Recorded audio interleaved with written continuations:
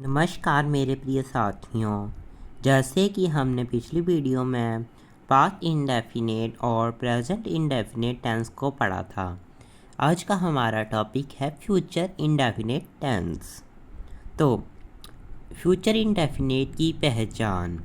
जिस वाक्य के अंत में गा गे गी हो वह वाक्य फ्यूचर इंडेफिनिट टेंस का ही होता है। यही इसकी ट्रांसलेशन में पहचान है। अब हम वॉइसेस पर आएंगे।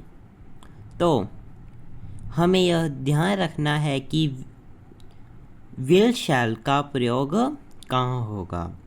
विल शैल वी इसकी वॉइसेस में पहचान है। तो शैल आई और वी के साथ यूज़ होगा एंड विल ओनली यूज़ होगा he she it and any name. इनके साथ होगा विल यूज़ एंड इनके साथ शैल यूज़ होगा। ठीक है। अब हम वॉइसेस पे आते हैं। सबसे पहला है हमारा असर्टिव सेंटेंस। असर्टिव सेंटेंस में हमारे पास एक्टिव वॉइस में होता है subject plus will shall plus B1 plus object. In passive voice we have object plus will shall plus be plus by B3 plus by plus object. For example, he will write a letter.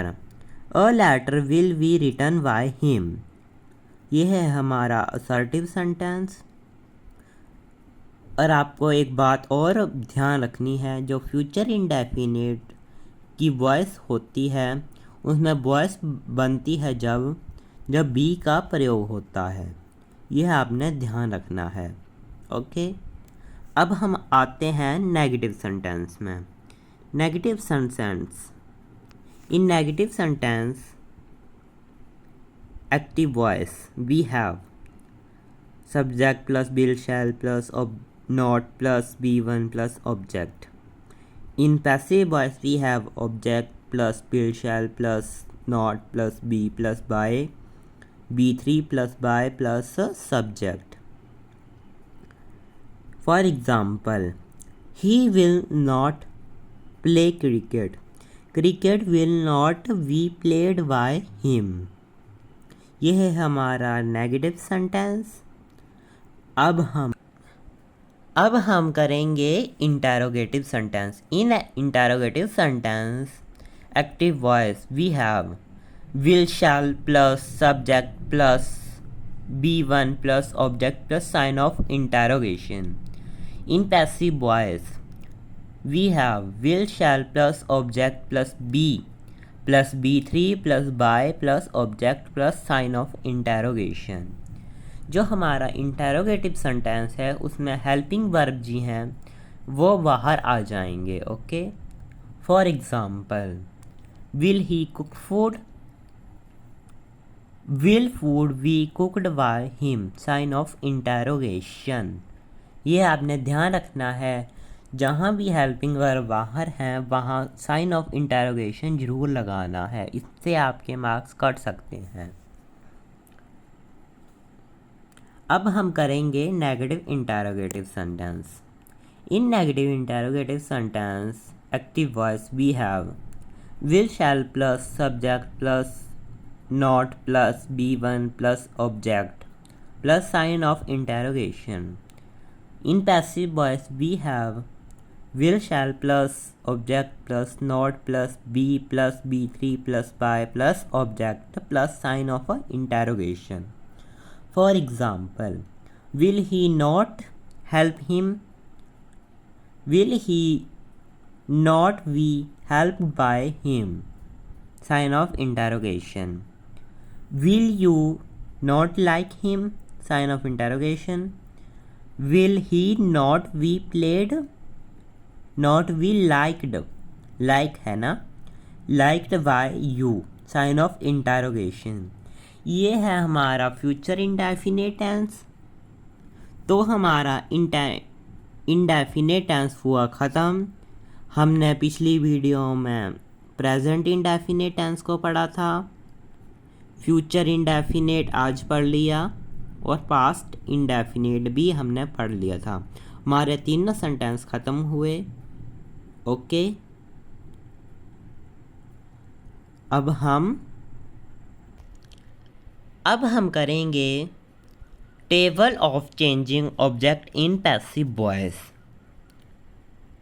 जो हमारे question में हमें object दिया होता है उसे passive में convert करते हैं तो क्या होता है। जैसे ही के साथ him, she her, I me, they them, you में ही रहता है, वी अस, एनी नेम में ही रहता है। अब हम करेंगे प्रेजेंट इंडेफिनिट एक्टिव वॉइस के हेल्पिंग वर्ब।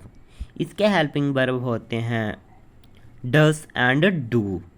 तो डस के साथ हमेशा I, we, you, they and plural का ही यूज़ होता है। एंड डू के साथ he, she, it, any name and singular यही प्रयोग होते हैं। अब हम करेंगे पैसिव वॉइस के helping verb in present indefinite tense. Is, am, are ये होते हैं प्रेजेंट इंडेफिनिट टेंस के हेल्पिंग वर्ब। इज के साथ हमेशा he, she, it, any name and singular का ही प्रयोग होता है, सिंगुलर साउंड का। ओके, एम के साथ हमेशा आई का ही यूज़ होता है, ये हमने पिछले वीडियो में भी रिमाइंड किया था। आर के साथ we, you, they and plural sound का ही प्रयोग होता है। Past indefinite tense in passive voice was, were helping verb हैं। ओके, वॉज जी है वो सिंगुलर के साथ प्रयोग होता है एंड वर का यूज़ प्लूरल के साथ होता है, आपने इतना ही ध्यान रखना है। और एक्टिव वॉइस में ओनली डिड का ही प्रयोग होता है, इसमें कोई याद रखने वाली कोई बात नहीं है। अब हम करेंगे फ्यूचर इंडेफिनिट टेंस के helping verb in active voice and passive voice. Same होते हैं, ये क्वेश्चन में भी विल शैल का ही प्रयोग होता है एंड पैसिव कन्वर्ट करेंगे तब भी विल शैल का ही प्रयोग होगा। विल शैल, विल के साथ हमेशा he, she, it and any name का ही प्रयोग होता है। शैल के साथ आई, वी का ही प्रयोग होता है। यह था हमारा कंप्लीट प्रेजेंट इंडेफिनिट टेंस। तो अगली वीडियो में हम करेंगे प्रेजेंट कॉन्टिन्यूस टेंस। अब हम कॉन्टिन्यूस टेंस की ओर जाएंगे। Okay, present indefinite, indefinite, past indefinite, future in तीनों इंडेफिनिट टेंस में आपको कोई भी डाउट है तो आप हमसे कमेंट सेक्शन में अपने डाउट्स पूछ सकते हैं। हमने प्रेजेंट इंडेफिनिट टेंस को कंप्लीट कर लिया है।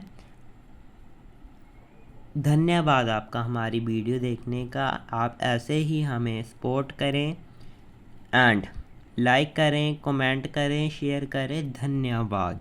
जय हिंद।